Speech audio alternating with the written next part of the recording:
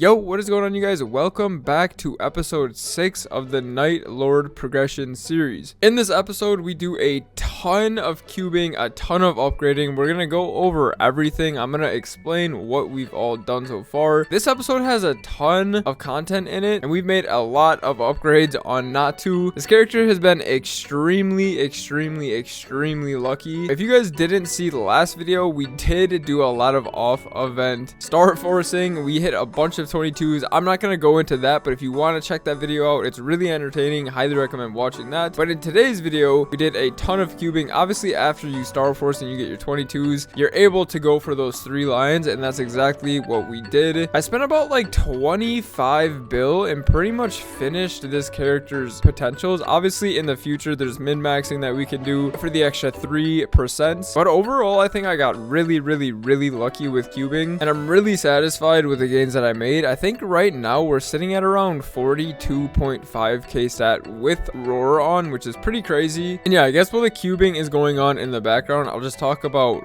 why I decided to cube, why I decided to do all of these upgrades all of a sudden. So obviously this Night Lord was in a spot where it was like able to do bosses, but I wasn't doing the bosses as fast as I wanted to. And as you guys know, there's not an event going on for a while, so I thought, you know, it's a perfect time to off event, and luckily I was not punished for that. So yeah, we finished off all the gear, finish off all the potentials. So I guess we'll just go over my plan for this Night Lord. I like to do these random check-ins where we talk about the goals for this character, what we're doing, what our plans are moving forward. So pretty much right now, I am training at Cernium. We are level 266 right now. The EXP at Cernium is absolutely insane, especially when you get those maps where you're in one level of the mobs. Like, the EXP is absolutely insane. I think I'm getting around 25% a whop at level 266, which is, again, insane. But I'm not going to stay there for too long. I think my plan moving forward is sitting in Cernium until haste is over, so I think we should be able to hit 270. I originally thought I was going to be able to hit 275, but I don't think that's possible. We're going to sit in Cernium until 270, go back to Lim, and pray that we hit boss fams, because this character is very juiced with the gear, but it is lacking in familiars, and I think once we get those familiars, this character will be absolutely insane. I'll be able to do pretty much every single boss in the game, to be honest. The only boss I won't be able to do are the bosses that require high sacred force, which we are going to be starting Saren soon. Stay on the lookout for that as well. Speaking of high level bosses, I didn't mention this, but Natu actually has started liberation as well. We're going to be on month number 2. This thing is making gains. This thing is getting liberated, which is crazy. I didn't have plans to liberate this when I started, but the luck has just been insane. I keep saying that, like, we just keep getting lucky on this character, and I hope that trend continues when we start going for fams as well. So after all the off eventing, after all the Starforcing, the cubing, the itch continued. I still wanted to spend, I still wanted to Starforce, so I thought, you know what, there's a slime ring in my inventory, I have to,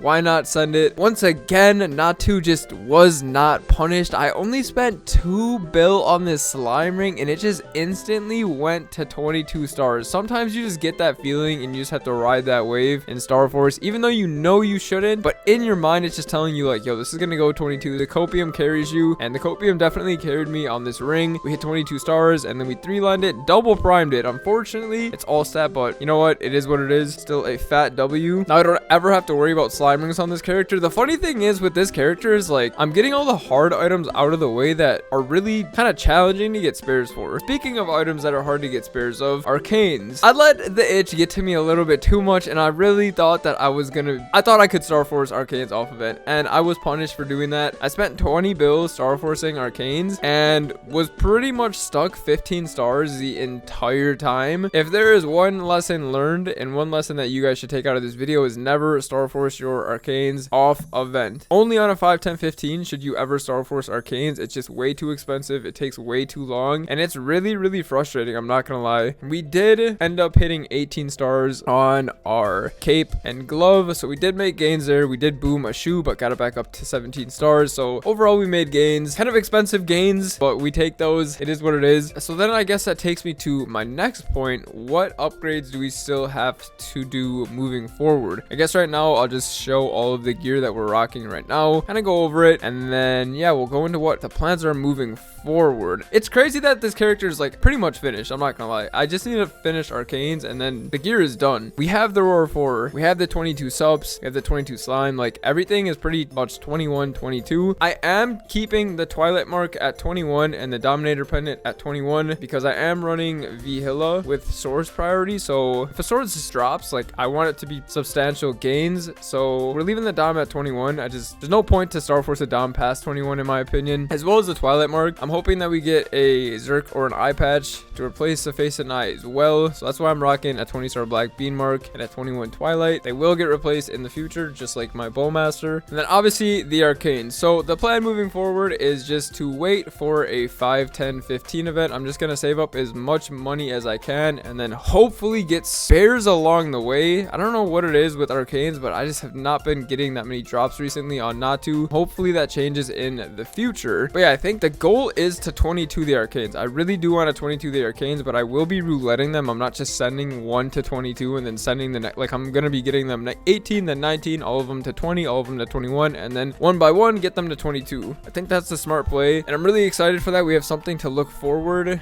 Off eventing is fun, but it kind of takes away that feeling of waiting for an event and then really spending everything on an event. So I'm happy that, you know, we have the Arcanes to work on still. And then finally, I did want to try some bossing. I think next episode, next series is going to be us kind of like testing the bosses and just seeing where Natu is at in terms of damage. But I did try H-Will. I did get a Cur Ring last night. I know Nightlord with the Cur Ring, whatever, it is what it is. I didn't want to get a Cur Ring, but I tried H-Will without a Cur Ring, and I just kind of need one. It's really difficult in P2 especially, and P3. If you don't have a Cur Ring, like, you're most likely just gonna die using Last Resort. I also got lucky and got the Cur Ring right away, but that's besides the point. We did try H-Will last night, and we were so close. We got it down to 30% health, so I think one more burst and we would have been out for sure. One more burst. I just need to get better at like holding webs and just, you know, getting into P3 with more lives. That's definitely my biggest problem right now. I'm losing lives on dumb things. Like in P1 I lost 2 lives, P2 I lost a couple dumb lives, but I'm practicing. It's definitely a different play style than my Bowmaster for sure, but we're making progress, we're making gains, and the progression on this Nightlord has been absolutely insane. Like, it's really crazy. And if you guys want to see this progression live, we are live on Twitch every single Wednesday, Friday, Saturday, and Sunday. Saturday and Sunday streams are very long, like 12-hour long streams. So pull up, grind with us, watch the progression live, and yeah, we'd really appreciate it if you guys pulled up. But anyways, that's gonna wrap up episode 6 of the Nightlord progression series. Yo, this series has definitely blown my expectations out of the water. I didn't expect us to progress as fast as we did. Of course, there's a lot of RNG involved, and I'm very happy that we've gotten lucky. But yeah, this progression series is really fun. I hope you guys are enjoying watching it as well, and I hope you guys continue to watch it. But anyways, that is gonna wrap up today's video. If you guys are not subscribed to the channel, please consider subscribing. It is 100% completely free, and it helps us out a lot. Seriously, it really does. So thank you so much if you did go down and hit that subscribe button. But as always, I hope you guys have a fantastic rest of your day. I'll see you guys in the next one.